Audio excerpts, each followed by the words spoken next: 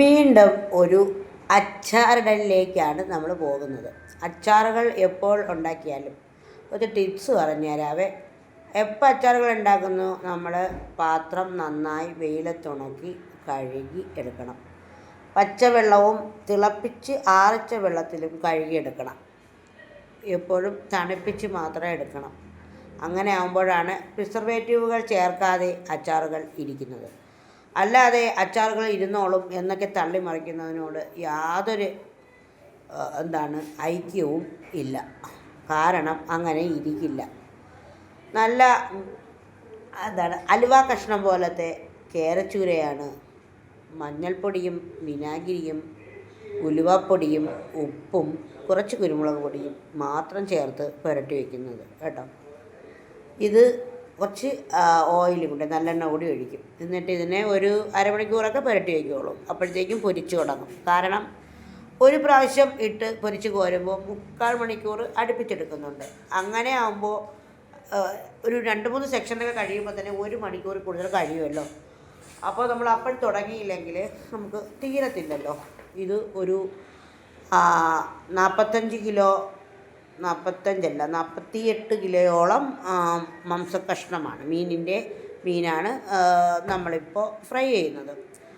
അപ്പോൾ നമ്മൾ വെളുത്തുള്ളി, ഇഞ്ചി, കറിവേപ്പില എന്നിവ അങ്ങനെ ചേർക്കാതെ വറുത്ത് പൊടിച്ച് ഇട്ട് കൊടുക്കുന്നതാണ് നമ്മുടെ ഒരു രീതി. അപ്പോൾ ഓരോരുത്തരുടെ ഇഷ്ടത്തിന് ചെയ്യാം. നമ്മളിങ്ങനെ ഒന്ന് വെയിൽ കൊള്ളിച്ചിട്ടൊക്കെയാണ് ഇഞ്ചി കൊണ്ടുവരുന്നത്.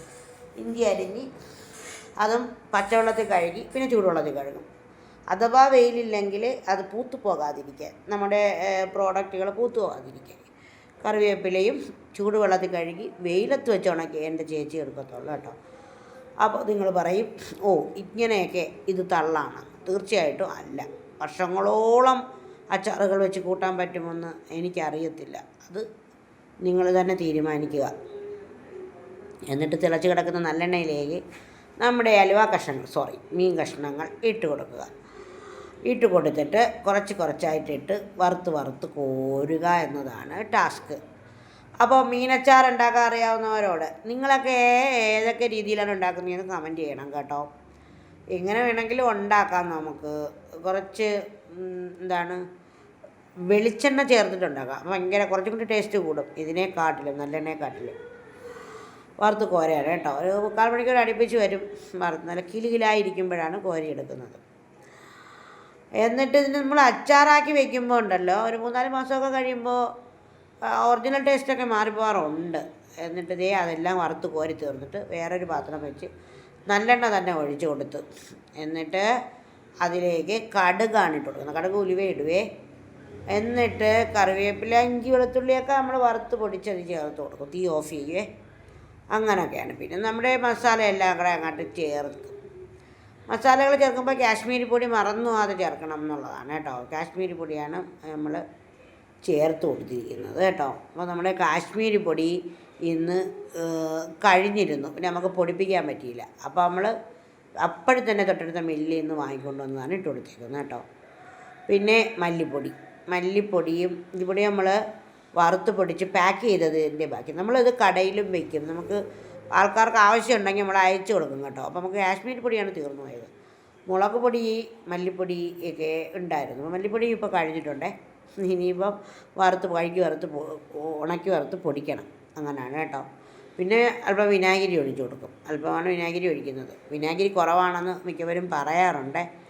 ഇനി നമ്മൾ എന്തോന്നൊക്കെ പറഞ്ഞാലും ഓരോരുത്തരുടെയും ടേസ്റ്റ് വ്യത്യാസമാണ്. അവരുണ്ടാക്കി കഴിയുമ്പോൾ അവർക്ക് ടേസ്റ്റ് വ്യത്യാസമായിട്ട് തോന്നും. അപ്പോൾ അവർക്ക് പറയാം കൊള്ളത്തില്ലെന്നോ കൊള്ളുമെന്നൊക്കെ. പിന്നെ വെള്ളം തിളപ്പിച്ച് കുറച്ച് തണുപ്പിച്ചിട്ടൊക്കെ അതിലോട്ട് ഒഴിച്ചു കൊടുക്കും. എന്നിട്ട് അതിനൊന്ന് ചെറുതായി ചൂടായി വരുമ്പോൾ നമ്മുടെ മീൻ കഷ്ണങ്ങൾ അതിലേക്ക് ഇട്ട് കൊടുക്കും കേട്ടോ. മീൻ കഷ്ണങ്ങളും ഇട്ട് കൊടുത്ത് നമുക്കിതിനെ നന്നായിട്ട്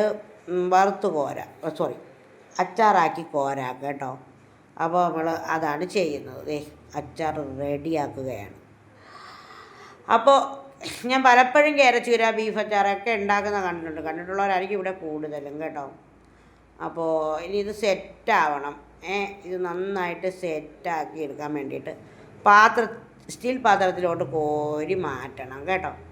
ഇത് അവിടെ ഇരുന്ന് സെറ്റായിക്കോളും 2 ദിവസം ഇരിക്കുമ്പോൾ സെറ്റ്.